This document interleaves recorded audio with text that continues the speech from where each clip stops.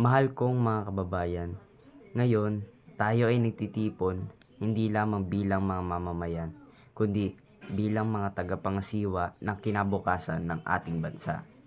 Sa pagninilay-nilay ko sa kasulukuyang kalagayan ng ating bansa, alam kong may pag-asa, ngunit nananatili ring mabigat ang hamon ng kahirapan.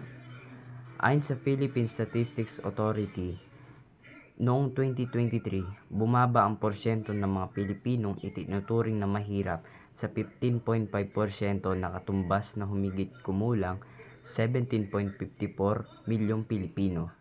Ito ay nagpapakita na marami pa rin ang nasa bingit ng kahirapan, lalo na sa sektor ng magsasaka, mangingisda at mga katubong pamayanan na patuloy nakararanas ng mataas na antas ng kahirapan. Bilang inyong Pangulo, patuloy na kumikilos ang ating administrasyon upang palakasin ng agrikultura at bigyan ng mataas na kita ang mga nasa kayunan. Pinalalawak rin natin ang mga programang pangkabuhayan at pagsasanay upang mabigyan ng kakayahan at oportunidad ang mga manggagawa. At pinatitibay natin ang sistemang panlipunang seguridad upang matiyak na ang tulong ng pamahalaan ay mabilis, tapat, at nakararating sa tunay na nangangailangan.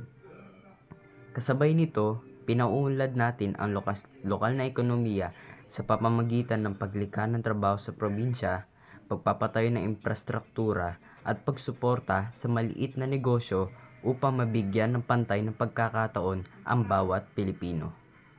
Ang ating layunin ay isang bansa hindi lamang nakababawas ng kahirapan, kundi nakapagbibigay ng patas at marangal na kinabukasan para sa lahat.